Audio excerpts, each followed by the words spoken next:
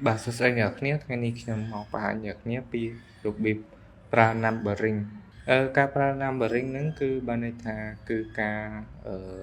ដាក់លេខឲ្យវា load ចេញអូតូអញ្ចឹងយើងធ្វើម៉េចដើម្បីដាក់ numbering បានអ្នកគ្នាចូលត្រង់កន្លែង home យកគ្នាមើលកន្លែង toolbar ត្រង់កន្លែងនេះ tool កន្លែងនេះវាមាន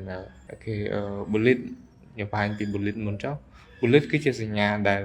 យើងដាក់តែម្ដងទៅយើងអាចសរសេរចូលបានច្រើនដងអញ្ចឹង style វាមានប៉ុណ្ណេះអញ្ចឹងបើអ្នកគ្នាចង់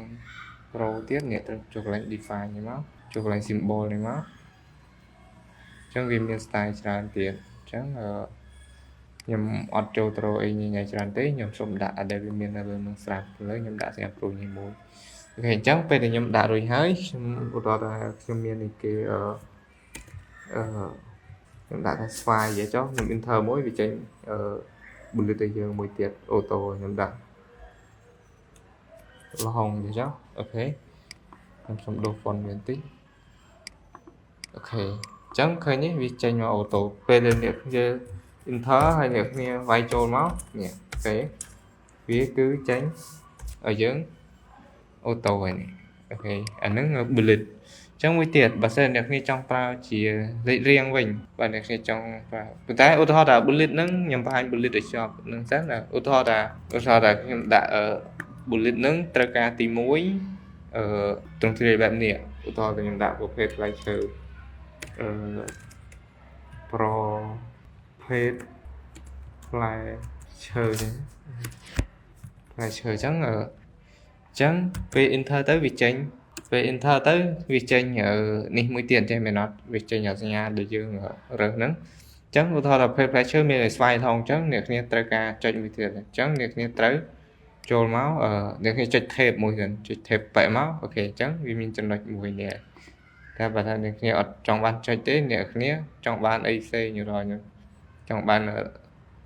លក្ខណៈតែសញ្ញាព្រួយនេះដូចខ្ញុំមុនអញ្ចឹងអូខេអញ្ចឹងមានអីគេមានលហុងអញ្ចឹងទៅអូខេលហុងអ្នកគ្នា enter មកស្វាយចេញចេះទៅអូខេអញ្ចឹងឧទាហរណ៍ថាអានេះប្រភេទផ្លែឈើអញ្ចឹងដាក់ប្រភេទបន្លែអញ្ចឹងប្រភេទបន្លែឧទាហរណ៍ថាវាចេញចេះ enter មកចេញចេះអ្នកគ្នាចង់ឲ្យវាចេញអាសញ្ញាប្រអប់មុនជ្រុងទៅវិញអ្នកគ្នាចុច enter មួយទៀតមកវាចេញអញ្ចឹងតែអ្នកគ្នាដាក់មកប្រភេទបន្លែ pro ប្រភេទបន្លែអូខេហើយអញ្ចឹងអ្នកគ្នា enter វាចេញអាសញ្ញា4ជ្រុងអញ្ចឹងអ្នកគ្នាចុច tab មួយចុច tab មកអូខេអ្នកគ្នាដាក់មកប្រភេទបន្លែនេះខ្លះវាយចូលមកចេញអាហ្នឹងការប្រើ bullet អញ្ចឹងខ្ញុំថាអ្នកគ្នាមួយទៀតរបៀបប្រើខ្ញុំសូមលុបនេះចេញខ្ញុំសូមលុបចេញខ្ញុំដាក់នេះទៅក្រោមអញ្ចឹងមួយទៀត numbering នេះចិត្តគ្នាវាជាលេខអញ្ចឹងអ្នកគ្នាចង់បានលេខអីជាប្រភេទអីគេរកខ្ញុំដាក់1 2 3ចុះចុចប៉មកអូខេគ្នាវាយចូលបាន enter មកលេខ2លេខ3អូខេអញ្ចឹងចុះបើអ្នកគ្នាចង់បាន 1.1 សិនធ្វើម៉េចអ្នកគ្នាគឺ enter មកអ្នកគ្នាចុច tab មួយសិនអញ្ចឹងអ្នកគ្នាចូលទៅកំណត់សាស្ត្រថ្មីវាមានអូខេអានេះ numbering ធម្មតាទេកំណត់អត់ចេញទេត្រង់កន្លែងនេះបើសិនអ្នកគ្នាចង់បានឧទាហរណ៍1ហើយ 1.1 អាហ្នឹងអ្នកគ្នាធ្វើចេះវិញខ្ញុំសូមលុបចេញវិញអ្នកចូលត្រង់កន្លែងនេះវិញអញ្ចឹងអូខេអ្នកឃើញទេអ្នកគ្នាវាយចូលមក enter មកវាចេញ2អ្នកគ្នាចុច tab មកវាចេញ 1.1 អញ្ចឹងបើថាអ្នកគ្នាចង់បាន 1.1 ចុចនេះមួយទៀតអ្នកគ្នាចុច tab មួយទៀតមកអូខេ 1.3.1 អូខេលឿនអត់បើថាអ្នកគ្នាចង់យកមកស្មើដល់វិញចុច enter មួយទៀតអញ្ចឹងអូខេខ្ញុំចង់ឲ្យស្មើលេខ1ឲ្យចេញទៅ2វិញនេះអូខេចុច enter មកចេញមានប្រើតែ tab និង enter អូខេនេះគេអានឹងប្រើ numbering អញ្ចឹងអ្នកគ្នាសង្កេតមើលត្រង់កន្លែងនេះមួយខ្ញុំឧទាហរណ៍ខ្ញុំប្រើ numbering តែនេះទៅដែរចុះគេលេខ2ខ្ញុំមាន3អញ្ចឹងត្រង់កន្លែងនេះវាមាន icon 3អញ្ចឹងឧទាហរណ៍ថាអ្នកគ្នាចង់ទាញលេខ1ញមុខត្រូវធ្វើម៉េចអ្នកគ្នាចាប់ទាញអានេះដាក់មកវាចំទៅលើអានេះមកនេះទាញមកមុខមកឃើញទេតែវាមកបានតែមួយអ្នកគ្នា select វាសិន select ទាំងអស់អញ្ចឹងទាញមកឃើញទេវារត់តាលេខ numbering មកទេត្រង់លេខនេះអ្នកបើសិនវាកុំលាតអានេះឃើញអ្នកគ្នាចង់អានេះមកកັບអានេះដែរអ្នកគ្នាទាញអានេះអេទាំងអស់អូខេ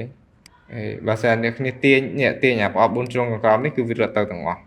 តែបើគ្នាចង់ទាញតានេះទាញឥឡូវចាប់ទាញឥឡូវនេះវិញ sorry ខ្ញុំទាញវាស្មើនេះសិនអូខេអត់បានសម្លេចអ្នកគ្នា sorry ហើយខ្ញុំទាញវាស្មើចេះមកតែមកខ្ញុំចង់ឲ្យវារៀង clear បន្តិចឃើញទេវារត់ចង់ដល់តំណាងក៏បានដែរឧទាហរណ៍តែលើក្រោយពេលយើងវាយចូលមកវាស្មើគ្នាទាំងអស់អូខេអាហ្នឹងចំពោះការប្រើ bullet ហើយ numbering គឺមានប៉ុណ្ណោះបើសិនជាគ្នាឆ្ងល់អីអ្នកគ្នាអាចតាក់ទងសួរខ្ញុំបានតាមរយៈនេះអូខេតាក់ទងខ្ញុំបានតាមរយៈនេះ Telegram និងលេខទូរស័ព្ទនេះហើយនេះQR code អញ្ចឹងបើសិនអ្នកគ្នាចង់